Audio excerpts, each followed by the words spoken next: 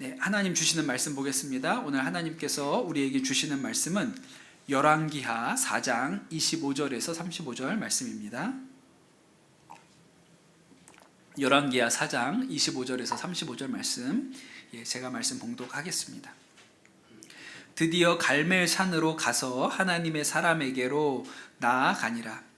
하나님의 사람이 멀리서 그를 보고 자기 사환 게하시에게 이르되 저기 수냄 여인이 있도다.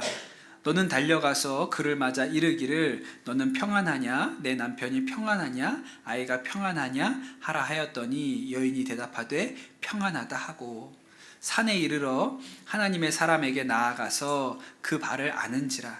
게하시가 가까이 와서 그를 물리치고자 하매 하나님의 사람이 이르되 가만두라. 그의 영혼이 괴로워하지만은 여호와께서 내게 숨기시고 이르지 아니하셨도다 하니라. 여인이 이르되 내가 내 주께 아들을 구하더이까 나를 속이지 말라고 내가 말하지 아니하더이까 하니 엘리사가 게하시에게 이르되 내 허리를 묶고 내 지팡이를 손에 들고 가라. 사람을 만나거든 인사하지 말며 사람이 내게 인사할지라도 대답하지 말고 내 지팡이를 그 아이 얼굴에 놓으라 하는지라. 아이의 어머니가 이르되 여호와께서 살아계심과 당신의 영혼이 살아계심을 두고 맹세하노니 내가 당신을 떠나지 아니하리이다. 엘리사가 이에 일어나 여인을 따라가니라. 게하시가 그들보다 앞서 가서 지팡이를 그 아이의 얼굴에 놓았으나 소리도 없고 듣지도 아니하는지라. 돌아와서 엘리사를 맞아 그에게 말하여 아이가 깨지 아니하였나이다 하니라. 엘리사가 집에 들어가 보니 아이가 죽었는데 자기의 침상에 눕혔는지라. 들어가서는 문을 닫으니 두 사람뿐이라. 엘리사가 여호와께 기도하고 아이 위에 올라 엎드려 자기 입을 그의 입에 자기의 눈을 그의 눈에 자기의 손을 그의 손에 대고 아이 그의 몸에 엎드리니 아이의 살이 차차 따뜻하더라. 엘리사가 내려서 집 안에서 한 번 이리저리 다니고 다시 아이 위에 올라 엎드리니 아이가 7번 재채기 하고 눈을 뜨는지라. 아멘. 하나님의 말씀입니다. 네, 우리가 엘리사 이야기로 계속 금요일마다 말씀을 나누고 있습니다. 제가 엘리사 이름도 좀 헷갈리는 면이 있지만 또 한 가지는 엘리사 이야기에 여인들이 많이 등장해서 헷갈린다고 좀 말씀을 드렸죠. 또 이 나오는 여인들의 이야기가 또 비슷합니다. 그 엘리야 시절에 등장했던 여인은 사르밧 과부예요. 이름이 사르밧은 아니고요. 살던 데가 사르밧입니다. 그리고 지난주에 엘리사가 도와서 빈 그릇이 가득 채워졌던 여인은 이름이 없어요. 거기는 그냥 무명입니다. 뭐 동네 이름도 모릅니다. 그냥 과부라고만 나와 있죠. 그리고 오늘 말씀에 등장하는 여인은 수냄 여인이에요. 그러니까 이게 좀 헷갈려요. 이제 사르밧인지 수냄인지 이름 모를 과부인지 헷갈린단 말이죠. 근데 오늘 등장한 여인은 앞에 나왔던 두 여인하고는 조금 결이 다릅니다. 지금 아까지 나왔던 여인들 사르밧 과부와 지난주에 말씀드렸던 그 과부, 이 두 사람은 말 그대로 과부예요. 남편이 일찍 세상을 떠나서 혼자서 아이들을 키우는 과부였습니다. 근데 수냄 여인은 과부가 아니에요. 또 하나는 앞에 나왔던 두 여인은 아주 절박하리만큼 경제적인 형편이 좋지 않았습니다. 그런데 오늘 나오는 수냄 여인은 다르죠. 이 여인은 굉장히 부유한 사람이었어요. 그래서 오늘 읽지는 않았지만 본문이 길기 때문에 안 읽었는데 열왕기하 4장 8절에 보면 그 수냄 여인에 대해서 이렇게 기록합니다. 하루는 엘리사가 수냄에 이르렀더니 거기에 귀한 여인이, 그렇게 해요. 이거 누구 무시하는 건가? 앞에 사람들은 그런 얘기가 없더니 갑자기 이 수냄 여인만 귀한 여인이라고 하는데, 귀하다는 얘기는 그 돈이 많다는 얘기예요. 부자라는 얘기를 그렇게 표현한 것입니다. 우리가 흔히 좀 이렇게 부유하다 그러면 약간 좀 색안경을 끼고 보는 경향이 있습니다. 이렇게 누가 부유하면 못 됐을 거야, 이렇게 좀 색안경을 끼고 이렇게 보는 경향이 있습니다. 저만 그렇습니까? 여러분은 그렇게 생각 안 하세요? 그런 경향이 좀 있는데 그렇지 않죠. 부유하면서도 좋은 분들 많습니다. 자기가 가진 부를 가지고 사람들 섬기고 돕고 이런 일 하는 분들도 많이 있어요. 대표적인 사람이 오늘 말씀에 나온 수냄 여인 같은 사람이 그래요. 이 수냄 여인이 엘리사가 하나님의 사람인 것을 알고 이 엘리사가 지나가면 늘 자신의 집에 모셔가지고 식사 대접을 했어요. 그래서 엘리사도 그 지역을 지나갈 때가 되면 이제 수냄 여인의 집에 들어가서 그렇게 식사를 했는데, 또 이렇게 보니까 저 양반이 이렇게 귀한 분인데 잘 데도 없고 그런 것 같아요. 그래서 아예 그 집 지붕에다가 다락방 하나를 만들었습니다. 돈이 있는 집이죠. 예, 이 선지자를 위해서 집에 모실 만한 그 방 하나를 만들어 드릴 수 있을 정도니까 잘 사는 집 여인이에요. 좋은 사람이죠. 그렇게 자신이 가진 물질과 부를 가지고 주의 종을 섬길 수 있으면 얼마나 좋습니까? 저는 뭐 해외 집회를 나가본 적이 별로 없어가지고 잘 모르겠지만 가끔 뭐 이렇게 그런 이야기 하시잖아요. 해외 집회를 갔는데 거기 사시는 교민이 이렇게 큰 집을 가지고 계셔서 그 방 하나를 내어주셔서 거기에서 이제 묵으면서 집회를 인도하셨다, 뭐 이런 이야기 하지 않습니까? 그게 되게 복되죠. 그렇게 그 집도 목사님을 모셔서 복이 있고, 또 목사님도 그 집에서 이렇게 계시면서 이렇게 집회 인도하고 이럴 수 있으니 복이 있죠.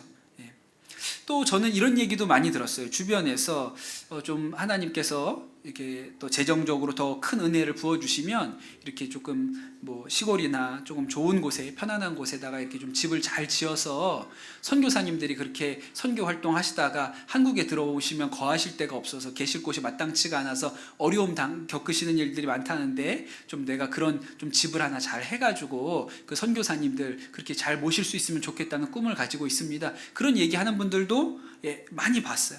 귀한 마음이죠. 뭐 여기 계신 분들도 크게 다르지 않으실 거예요. 그래 뭐 우리도 나도 그렇게 좀 누굴 잘 돕고 섬기고 주의 종들도 선교사님들도 이렇게 할 수 있는 힘이 있으면 좋겠다, 이런 생각들은 다 하시지 않습니까? 다들 우리가 그런 마음을 가지고 있죠. 그런데 수냄 여인이 바로 그런 여인이었다는 거예요. 그러니까 귀한 사람이죠. 그런데 그가 그렇게 그가 가진 부를 가지고 이 엘리사 선지자를 아주 깍듯하게 섬기는 그런 일을 했지만, 그의 삶이 복된 삶이기는 한데 부족한 게 있었어요. 넉넉한데, 재정적으로는 넉넉하지만 그의 삶에 뭔가 부족한 게 있었습니다. 뭐가 부족합니까? 넉넉하고 가진 것이 많기 때문에 정작 믿음을 쓸 기회는 거의 없다는 거예요. 그렇죠? 내가 겪고 있는 대부분의 문제를 내가 해결할 수 있으면 굳이 믿음은 쓸 필요가 없습니다. 내가 하면 되잖아요.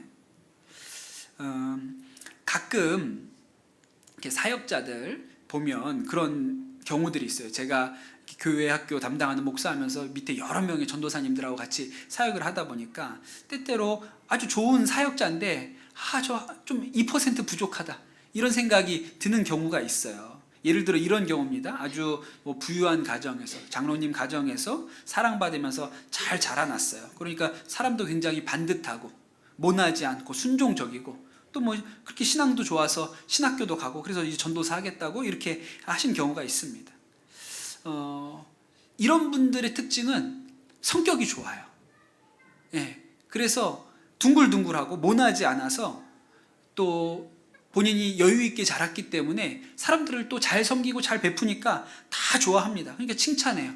어디 가나 사람들한테 호감형이라는 인상을 줘요. 그런데 그러니까 아주 뭐 사역자로서는 굉장히 좋은 성품, 좋은 배경, 또 좋은 인상 다 가지고 있죠. 그런데 뭐가 아쉽냐면 설교를 시켜보면 힘이 없어요. 그러니까 말씀에 절박함이 없는 것 같은 느낌을 받을 때가 있죠. 아주 어려운 상황을 돌파해 나갈 수 있는 강단이 느껴지지 않는다, 그런 아쉬움을 느낄 때가 있어요. 근데 약간 또 가난한 집 자식들은 달라요. 또 성격도 모나고 좀 뭐 이렇게 사람이 삐뚤어한 것 같은데 세워놓으면 이렇게 강단이 있을 때가 있어요. 믿음의 힘이 있는 경우들이 있죠. 엘리사가 이렇게 이 여인이 아주 자기를 잘 챙겨주니까 얼마나 고맙습니까? 그러니까 이 시종이었던 게하시를 통해서 저 여인한테 뭐가 필요한 게 있는지 한번 물어보라, 그렇게 이야기를 합니다. 그러면서 그 여인이 뭘 부탁하면 내가 이 북이스라엘의 왕도 알고 그 군 사령관도 아는데 잘 가서 얘기해줘서 민원을 다 해결해 줄 수 있는 걸 도와줄 테니 뭐 필요한지 얘기를 좀 해봐라, 그렇게 이야기를 합니다. 그러니까 이 여인이 엘리사한테 그린벨트가 좀 풀렸으면 좋겠어요. 제가 땅이 좀 있는데 그게 좀 해제되면 좋겠습니다. 그러면 엘리사가 가가지고 왕을 만나든지 하여튼 뭐 누굴 만나든지 해가지고 좀 풀어주셔야겠습니다. 이렇게 해줄 마음이 있는 거예요. 근데 이 여인이 어떻게 얘기해요? 뭐 소원이 있으면 얘기를 하라 그랬는데 이 여인이 괜찮다고, 나는 뭐 넉넉하게 어려움 없이 살고 있으니 괜찮습니다. 그렇게 얘기를 합니다. 되게 고상한 분이에요. 아주 교양 있고, 또 그럴 때 또 그린벨트 풀어달라 그러면 이게 좀 이렇게 깨잖아요. 좀 사람이 좀 좋은 사람인 줄 알았더니 다 이게 바라는 게 있었구나, 이게 뭐 이런 느낌이잖아요. 그러니까 그런 분 아니고 되게 교양 있고 고상한 분이에요. 부러운 사람이죠. 근데 이 여인에게 부족한 것이 있어요. 그게 아주 심각합니다. 아주 심각한 게 있어요. 뭐가 부족할까요? 자식이 없어요.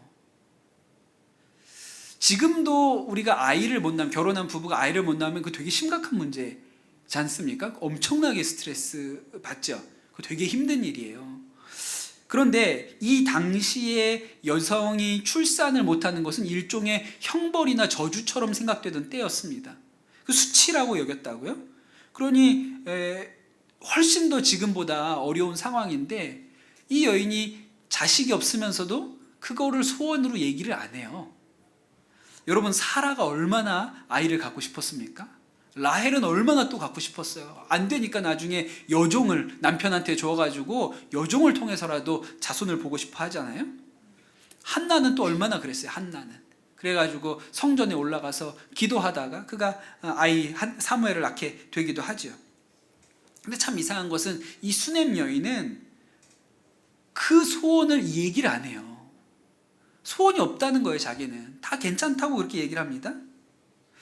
벌써 이 수넴 여인이 아주 앞서 나가는 분이라 21세기형 마인드를 장착을 해가지고 우리는 자식 없어도 그냥 부부끼리 오손도손 뭐 그냥 편안하게 살면 좋다, 뭐 이런 생각으로 앞서 나간 건지, 아니면 이미 뭐 나이가 많이 들었다고 이 성경에 나오거든요. 나이가 많이 드니까 이제 안 되는 거지, 이제 뭐 거의 더 이상 거기에 연연하지 말자 이러고 포기를 한 건지는 잘 모르겠습니다. 그런데 여기서 드러나는 수넴 여인의 특징이 하나 있는데요. 수넴 여인은 자신의 상식을 뛰어넘는 일에 대해서는 기대하지 않는다는 거예요. 내가 가능하다고 생각하는 일이 아니면 특별히 기대하지 않아요. 그러니까 믿음이라는 것을 쓸 줄 모르는 것이죠. 여러분, 혹시 여러분에게 누가 와서 소원 들어주겠다, 너 기도 제목 말해봐라, 내가 꼭 기도해 주겠다, 아주 영력 있는 목사님이, 훌륭한 목사님, 응답 잘 받는 어떤 목사님이 와가지고 기도 제목 있습니까? 이렇게 물어보면 여러분은 바로 튀어나오는 기도 제목이 있으세요?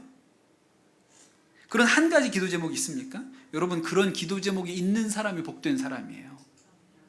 그게 없는 사람은요, 믿음이 밍숭맹숭해요. 그 아이들 목회하면서 우리가 아이들한테도 분반 공부 시간에 물어봅니다. 너는 기도 제목이 뭐니? 이렇게 물어보잖아요. 그럼 어떤 아이들, 많은 아이들이 이렇게 대답합니다. 엄마 아빠 건강하게 해주세요. 이렇게 대답을 합니다. 그럼 물어봐야 돼요. 어머니 아버지가 어디 아프시니?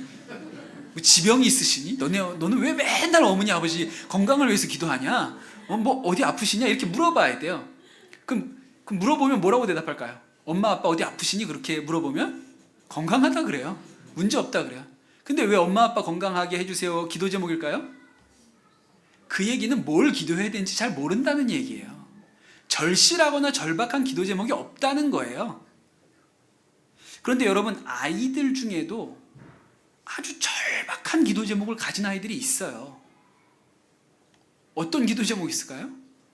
애들한테 너네 기도 제목이 뭔지 얘기해 볼래? 근데 애들이 엄마 아빠 건강하게 해주세요, 엄마 아빠 건강하게 해주세요. 한 사람이 맨 먼저 한 애가 엄마 아빠 건강하게 해주세요 그러잖아요. 그럼 나머지도 다 엄마 아빠 건강이에요. 근데 맨 마지막에 있는 애가 이렇게 대답해요. 우리 엄마 아빠 이혼 안 하게 해주세요. 걔는 진짜 절박한 거예요.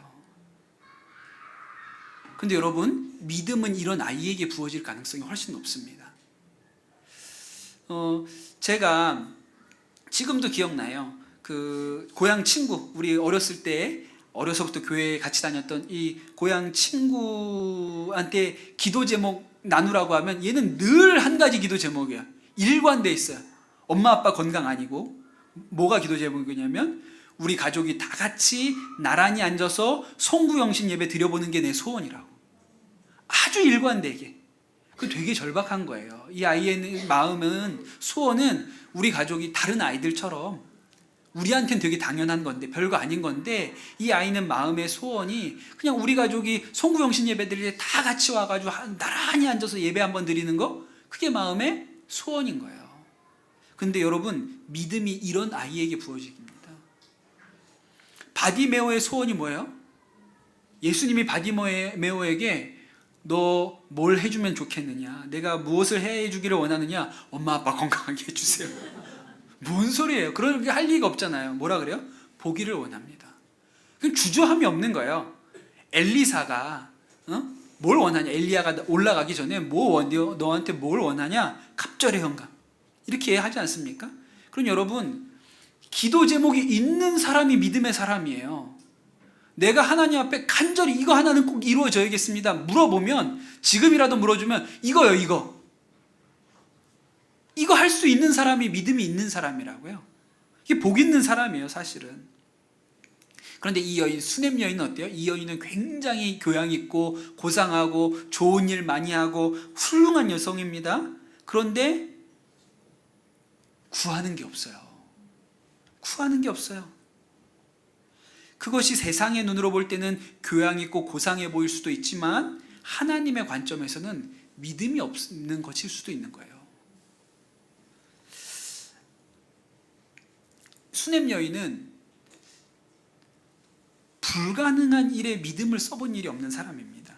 그러니 구하지 않죠. 엘리사가 얘기를 합니다. 엘리사가 내년 이맘때가 되면 부인께서는 품에 아들을 하나 안고 있을 것이요, 그렇게 얘기를 합니다. 그랬더니 여인이 뭐라고 대답해요?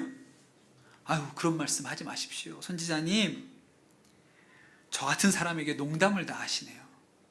마치 사라가 아기가 생길 것이다 그러니까 웃었잖아요. 똑같이 안 믿는 거예요. 예, 실제로 이 말에 대하여 그가 믿지 않았죠. 근데 1년 후에 아이가 태어납니다. 그러니까 얼마나 경사하고 복이고 감사해요. 예, 잘 살죠, 잘 섬기죠, 칭찬도 받죠, 덕분에 포기하고 있었던 아이도 생겼습니다. 너무너무 좋잖아요. 근데 여기까지는 예고편이에요. 이거는 예고편이에요. 아직 진짜 이야기는 그 뒤에부터 나오는 거죠.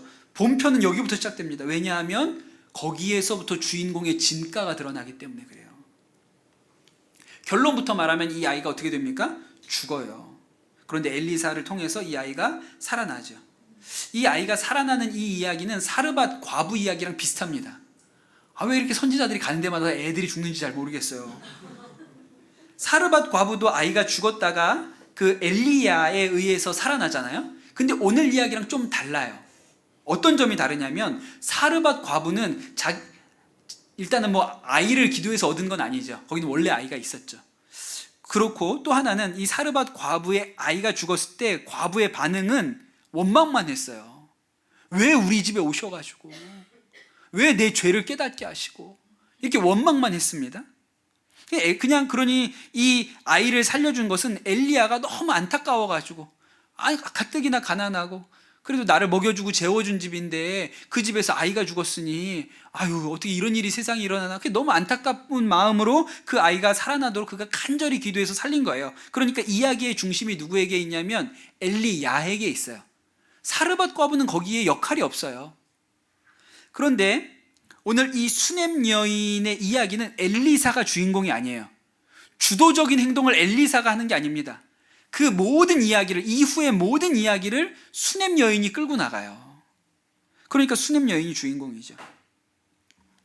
그렇게 어렵게 얻은 아들이 잘 크다가 아버지와 밭에 나갔다가 머리가 아프다고 이야기를 합니다.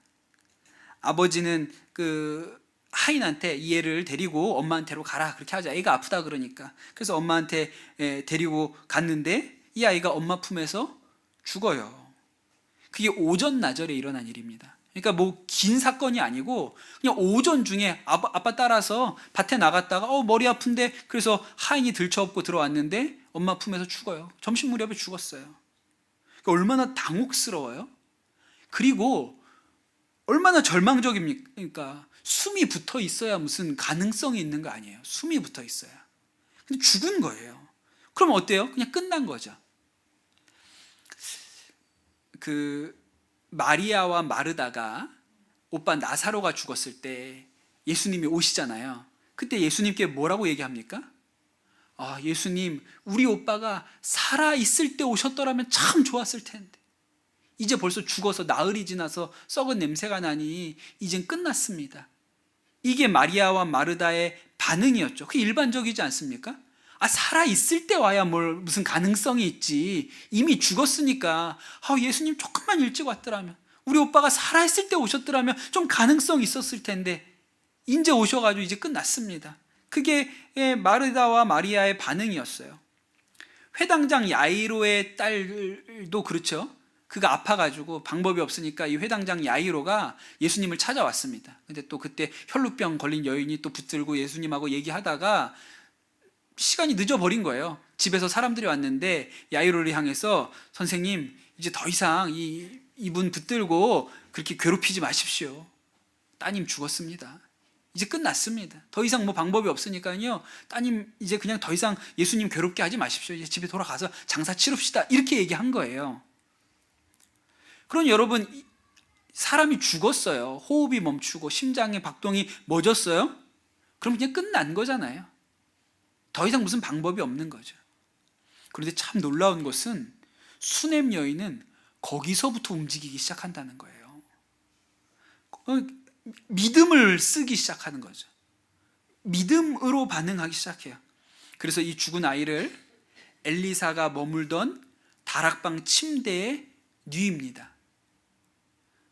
여러분, 사람이 죽으면 관에 넣는 게 맞는 거거든요. 그런데 이 여인은 이 아이를, 죽은 아이를 업고 올라가 가지고 엘리사에게 만들어준 그 다락방 침대에다가 뉘어요. 그리고 남편한테 얘기를 합니다. 지금 일꾼 한 사람과 나귀 하나를 나한테 보내달라. 그리고 내가 지금 엘리사에게 가겠다. 그렇게 얘기를 합니다. 성경을 보니까 남편이 뭐라고 대답하냐면, 초하루도 아니요 안식일도 아니거늘 그대가 오늘 어찌하여 그에게 나아가고자 하느냐, 이렇게 물어보거든요. 저는 이 말이 되게 이해가 안 됐어요. 이 남편이 지금 이 말 할 땐가?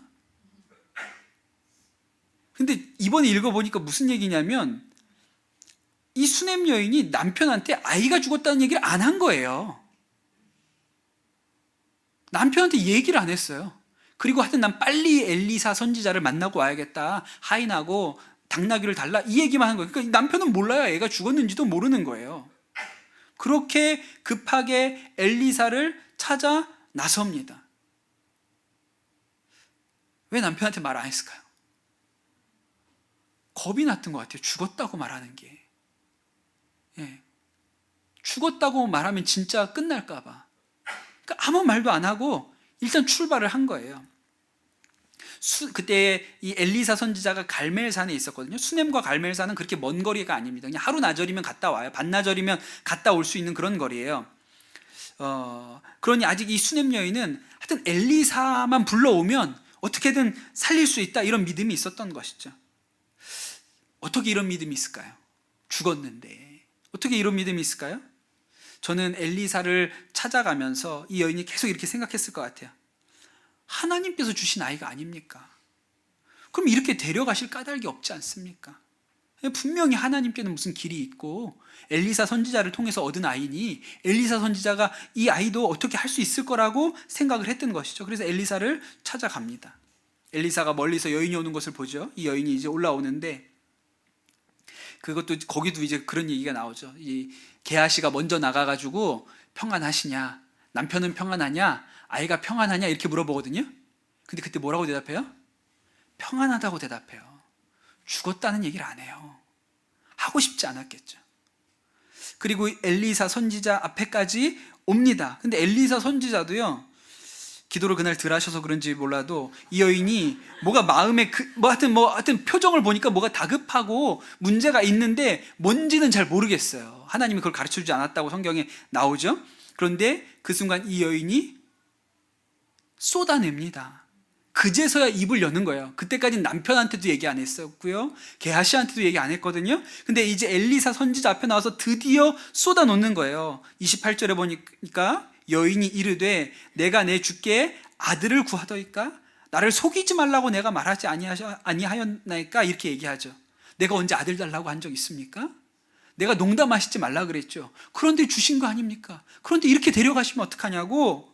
남편에게도 게하시에게도 아무 소리 안 하고 여기까지 꼭 입 다물고 왔는데 엘리사 선지자 앞에 딱 서니까 쏟아져 나오는 거죠.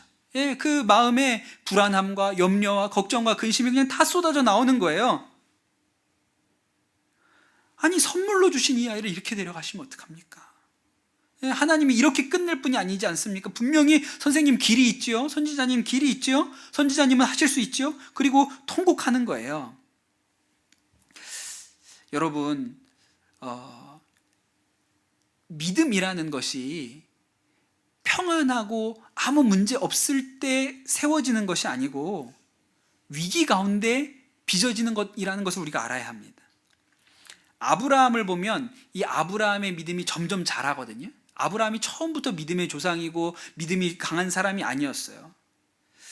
믿음이 떨어질 때마다 하나님께서 나타나셔서 말씀하시고 그의 믿음을 일으켜 세우시죠. 그런데 여러분, 이 아브라함의 믿음의 정점이 어디입니까? 100세의 아들 이삭이 태어났을 때가 아브라함의 믿음의 정점일까요? 아니죠. 거기서 한 걸음 더 가요. 그 100세에 얻은 아들 이삭을 모리아산으로 데리고 가서 번제로 바치라 하시는 하나님의 말씀에 순종할 때 그의 믿음이 정점이었어요. 그러니 여러분, 참 이상한 일은 믿음이 시험과 같이 와요. 믿음이 그냥 평안한 때, 아무 문제 없을 때 자연적으로 성장하는 게 아니고요. 믿음이 시험과 같이 옵니다. 다시 뒤집어 말하면 시험이 있기 때문에 믿음이 드러나요. 아브라함이 가진 믿음이 뭐였을까요?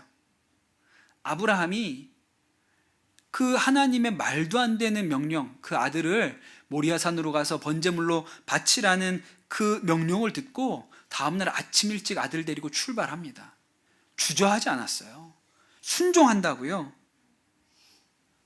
아브라함 안에 도대체 어떤 믿음이 있었길래 이 말씀에 순종해서 모리아산에 가서 아들을 정말 제단에 올려놓고 내려치려고 했을까요? 아브라함 안에 분명히 믿음이 있죠. 100세 절대로 생길 수 없는 때에 아들을 주신 분이 하나님이시라면 내가 이 아들을 하나님께 바쳐도, 내가 칼로 찔러도 하나님은 능히 다시 살려낼 뿐이라고 믿었던 거예요. 주저함이 없었어요. 그가 그 믿음이 있었기 때문에 그의 믿음이 그 모리아 산에서 증명된 거죠. 수넴 여인도 마찬가지입니다. 수넴 여인이 이렇게 와가지고 아이가 죽었다고, 그러나 선생님 하실 수 있죠. 그렇게 얘기하니까 엘리사도 너무 긍휼하고 딱하잖아요. 그래가지고 어떻게 하냐면 자신의 지팡이를 그 게하시한테 주면서 빨리 가서 이 지팡이를 그 아이의 얼굴에 이렇게 올려놓으라, 그렇게 얘기를 합니다. 저는 이것도 좀 이상하거든요. 왜 지금 갑자기 지팡이를 들고 가서 올려놓으라고 하나. 물론 뭐 엘리사의 능력이 이 지팡이에 부어져서 이게 이렇게 통로가 될 수도 있겠죠. 근데 왜 엘리사가 그렇게 했을까? 이번에 가만히 말씀 묵상하면 생각해 보니까 자신이 직접 가는 것보다 게하시가 가는 게 빠른 거예요. 게하시는 막 뛰어가니까, 게하시는 막 전심을 다해서 뛰어갈 수 있으니까 내가 가는 것보다 게하시가 가는 게 더 빨라. 그러니까 한시라도 빨리 보내고 싶었던 거죠. 그래가지고 게하시한테 그 지팡이를 들려서 보내면 뭐 다만 1시간이라도, 다만 2시간이라도 먼저 도착해가지고 뭔가 할 수 있으니까 게하시를 먼저 보내고 싶었던 거예요. 엘리사가 생각해도 급해요. 1시가 빨리 보내야겠다고 생각했어요. 근데 수넴 여인이 어떻게 해요? 같이 가야 된다고. 같이 가야 된다고 얘기해요. 절박한 거죠. 그러니 이 엘리사가 따라 나섭니다. 여러분, 굳이 갈 필요가 있어요, 없어요? 갈 필요 있습니까, 없습니까? 예수님 때 백부장이 왜 예수님께 칭찬받았어요? 굳이 우리 집까지 안 오셔도 됩니다. 그냥 이 자리에서 나을 거라고 말씀하시면 나을 것입니다. 그래서 내가 이스라엘에서도 이만한 믿음 본 적이 없다, 그런 거잖아요. 칭찬받았잖아요. 그러니 여러분, 엘리사가 굳이 갈 필요 있습니까, 없습니까? 다 나았어, 괜찮아, 내가 지팡이 들려 보냈잖아, 그냥 가면 돼, 그럴 수도 있는 거죠. 근데 이 여인이 꼭 나랑 같이 가야 된다, 같이 안 가면 안 가겠다고 하니까 따라 나서잖아요. 왜 그랬을까요? 그게 사랑이에요. 그게 사랑이죠. 누가 우리 교우 중에 누가 아프시다고 병원에 있다고 말씀을 제가 전해 들었어요. 그럼 교회에서 치유해달라고 기도할 수 있죠. 제가 교회에서 치유해달라고 기도하면 능력이 다르고, 가가지고 만나서 손잡고 기도하면 능력이 다릅니까? 지팡이라도 하나 보내드려요? 근데 여러분, 제가 교회에서 기도했습니다 하는 것하고 병원 가가지고 병원에서 기도했습니다, 병원에서 만나 뵙고 손 붙들고 기도하는 것하고 같아요, 달라요? 다르잖아요. 그러니까 같이 간 거죠. 엘리사가 수넴 여인의 집에 갔습니다. 게하시가 먼저 도착해가지고 먼저 봤어요. 먼저 봤더니 아무 일도 안 일어나네.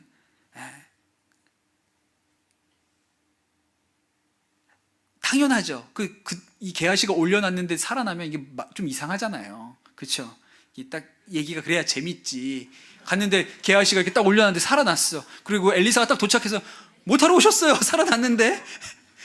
뭐 이런 게 이상하잖아요. 이상하니까 이제 안 살아나죠.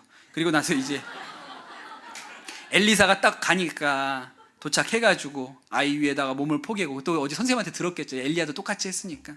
그리고 이제 아이 위에 올라갔더니 몸이 좀 따뜻해지고, 그러다가 아직 아이가 이렇게 호흡이 돌아온 것 같지 않으니까 왜 안 되지 그러면서 마당을 한 바퀴 두 바퀴 돌다가 다시 한번 올라가 보자. 그러고 했더니 아이가 숨을 재채기를 하고 7번 하고 그렇게 살아났다는 이야기잖아요.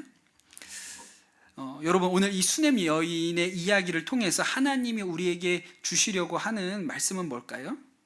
수넴 여인은요, 좋은 사람이에요. 진짜 좋은 사람이죠. 자신이 가진 부를 가지고 선지자를 돕고 섬기고 이런 사람이에요. 그런데 하나님께서 우리에게 원하시는 것이 단지 좋은 사람이 아니라는 거예요. 하나님은요, 그 좋은 사람이 믿음의 사람이 되기를 원하세요. 믿음의 사람이 되기를 원하세요. 단지 좋은 사람이 아니라 믿음의 사람이 되기를 원하세요.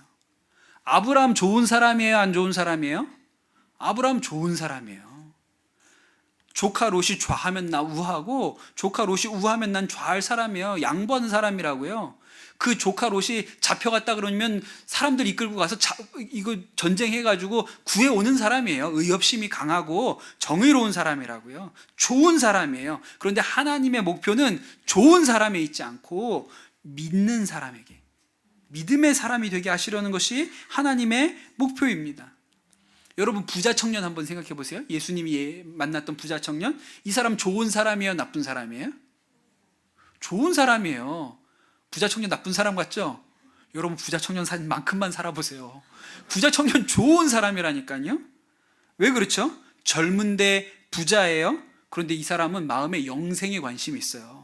다른 친구들처럼, 그 젊고 잘 사는 다른 친구들처럼 뭐 사업 어떻게 해야 되는지, 결혼 어떻게 해야 되는지, 여자는 어떻게 만나야 되는지, 결혼, 성공 이런 데 관심 있는 사람이 아니고요, 어떻게 해야 영생을 얻는지에 관심이 있는 사람이에요.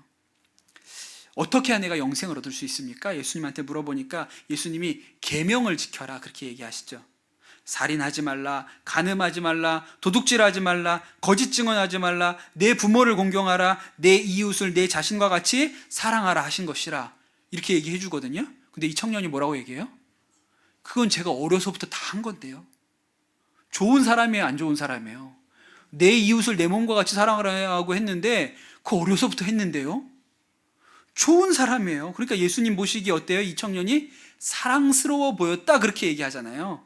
사랑스러워 보였다. 그런데 예수님은 그것으로 충분하지 않다고 생각하셨어요. 그리고 이렇게 얘기하시죠. 아직 너에게 한 가지 부족한 게 있다. 좋은 사람인데 너 훌륭하구나, 참 사랑스럽구나, 아유 그걸 다 지키려고 그렇게 애를 쓰며 지금까지 살았어? 너 참 귀하다. 근데 한 가지가 부족하다. 너 뭐가 부족할까요? 예수님이 이렇게 얘기하시죠. 내게 있는 것을 팔아 가난한 사람들한테 나눠줘라. 그러면 하늘의 보화가 너에게 있을 것이다. 그리고 와서 나를 따라라. 그렇게 얘기하시거든요. 흔히 우리는 일반적으로는 이 청년이 돈이 많아서 예수님 못 따라갔다고 생각을 합니다. 그렇게 우리가 알고 있죠. 그런데 그게 아니에요. 그 내면을 보면 왜 못 따라갔을까요? 믿음이 없으니까 못 따라가죠. 어떤 믿음이요? 다 버려도 하나님이 먹이고 입힐 거야. 베드로, 안드레는요 다 버리고 쫓아갔어요. 다 버리고 쫓아가도 먹고 사는 거 해결될 거라고 믿었으니까 쫓아간 거죠. 근데 이 청년은 그 믿음이 없었던 거예요. 그가 어떤 믿음이 없습니까? 하나님께서 그가 버린 것보다 더 좋은 것으로 채워주실 거라는 믿음이 없었던 거예요.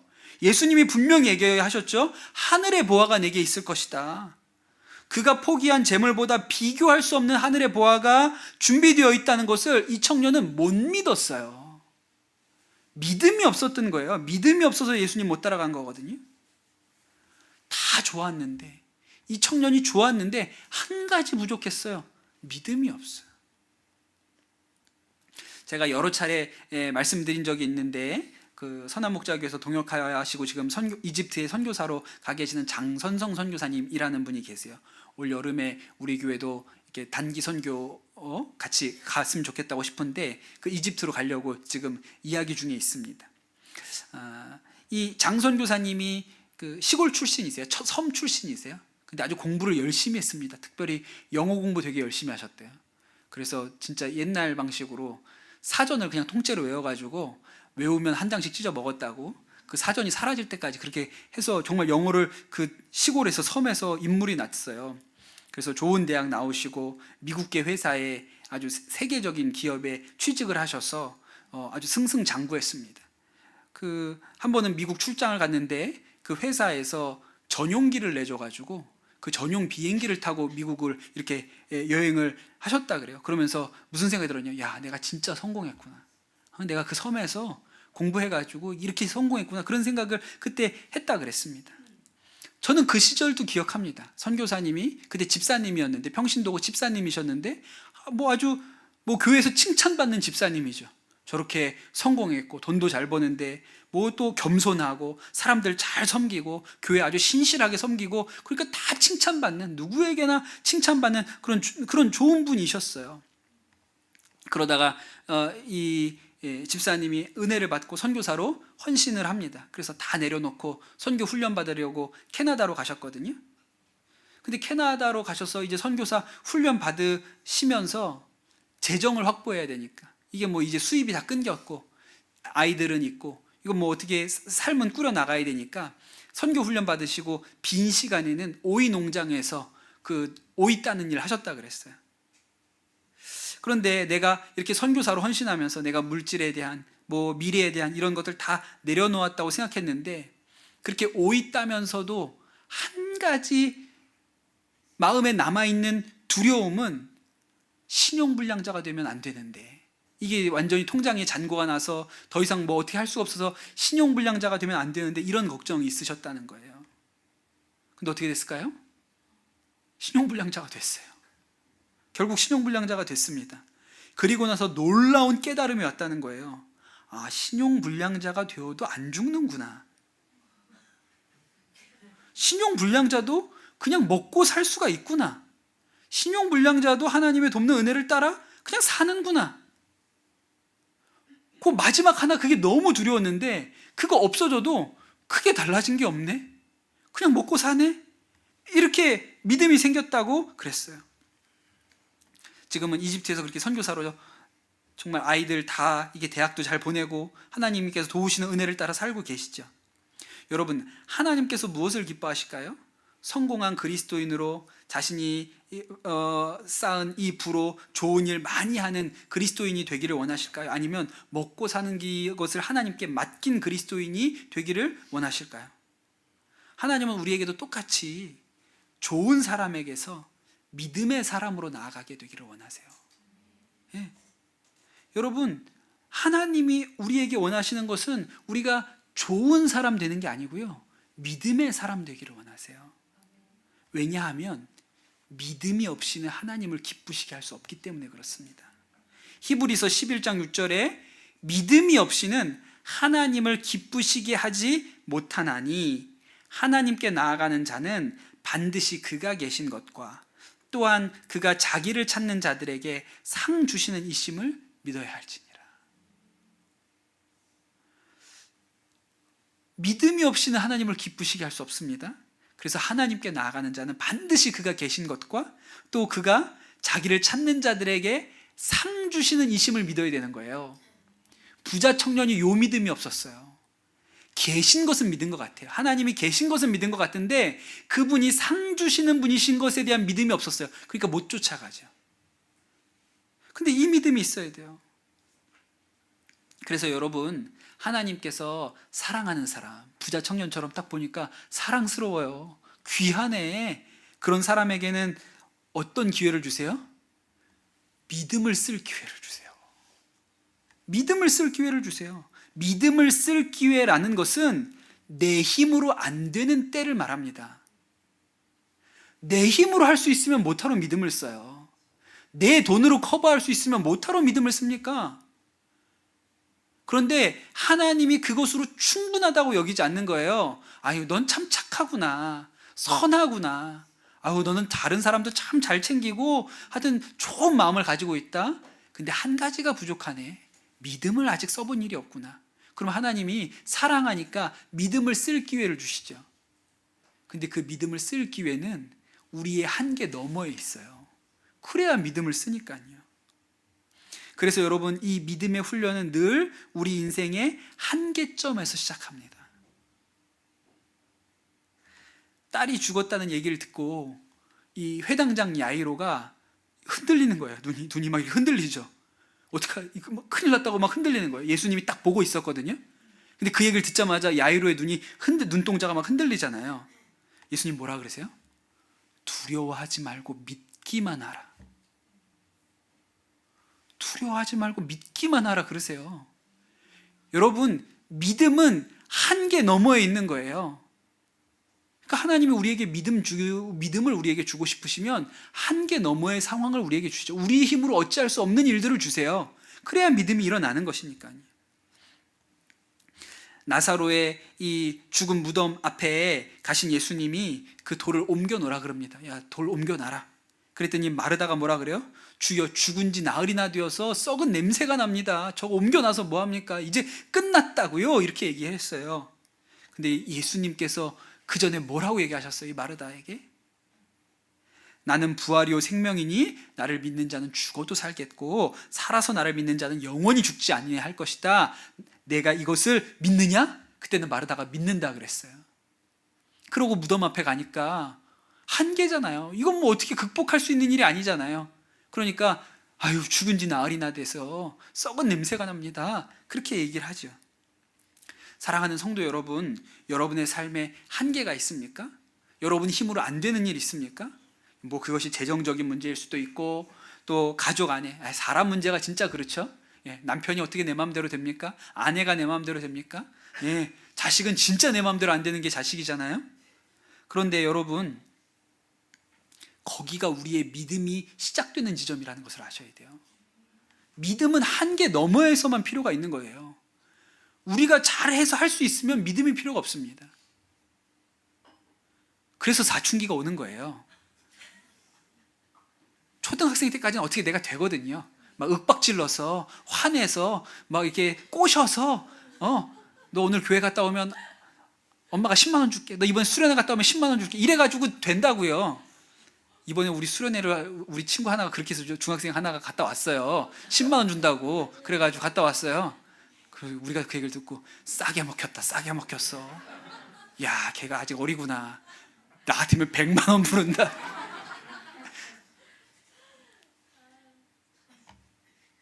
그래서 사춘기가 오고, 그렇죠, 한계를 넘죠. 아, 이건 내 힘으로는 안 되는구나. 내 말로는 안 되는구나.